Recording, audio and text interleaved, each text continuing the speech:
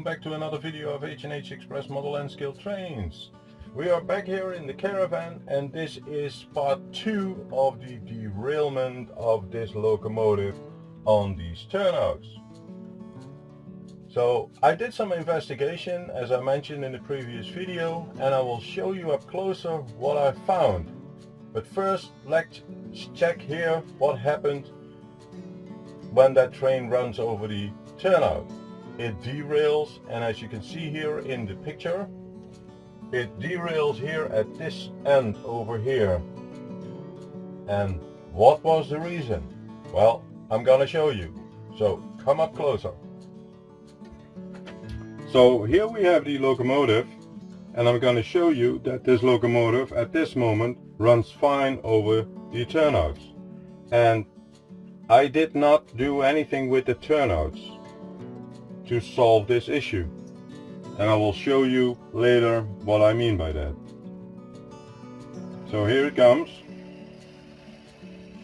It just takes a normal curve without anything, and it runs fine that way. So let's reverse it.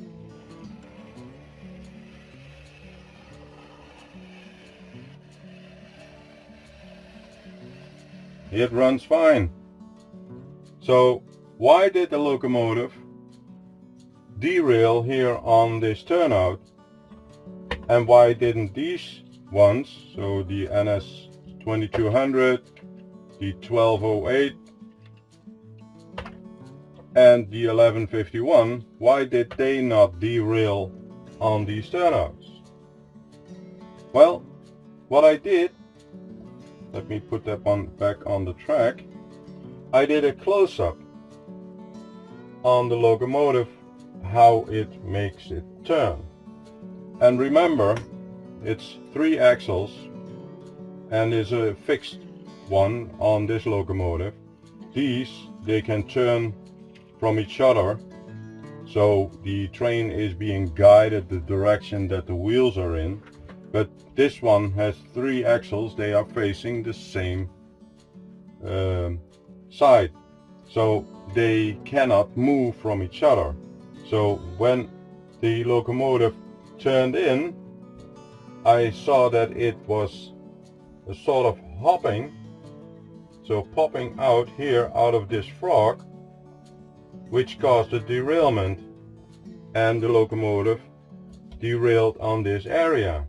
So I thought, well, that's a little bit strange, because this locomotive functioned fine on my previous layout, or the layout at home, with shorter turnouts. Because I thought, you know what, maybe the turnout is too sharp here. So I thought, okay, I'm gonna buy longer ones which have a slightly less radius, so that the turn can be taken more easily. And I checked it.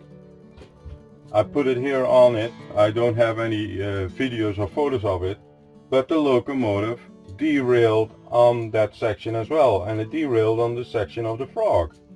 I said, well, that's strange, because all the other locomotives are fine. And then I remembered that at some point this locomotive fell on the floor, and what happened is that the distance between the flanges of the wheels were too big. So something hit one flange, which caused the wheel to move, because you can easily still move those wheels because they have a plastic side at one end for isolation so that it doesn't short out, and that is the section where you can adjust the play. So what I did, I measured the distance between the flanges here, but then again this one is a 2 axle and this one can turn as well, and I measured it here as well, and I saw that they were a little bit out of spec. So I used a flat screwdriver.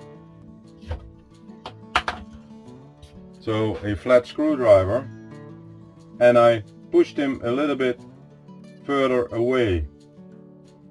And I did that with all the wheels. But as you can see, the middle one is a little bit shorter to each other than the outside ones.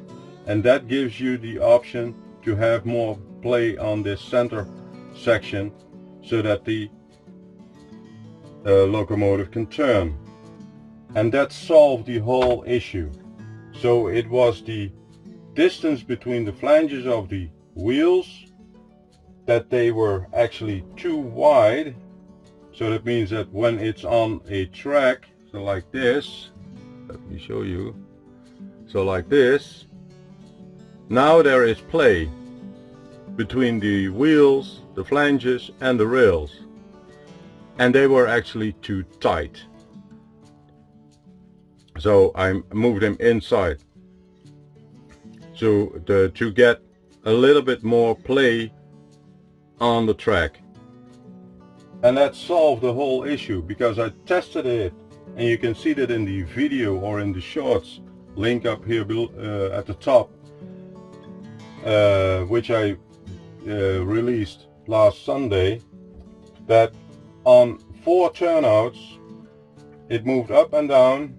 I even used a cargo carriage behind it, and it functioned fine without any problems.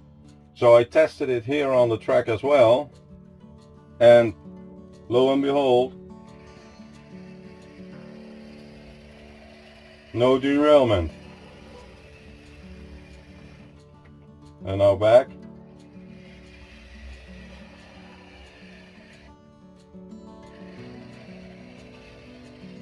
And let me turn the locomotive the other way around.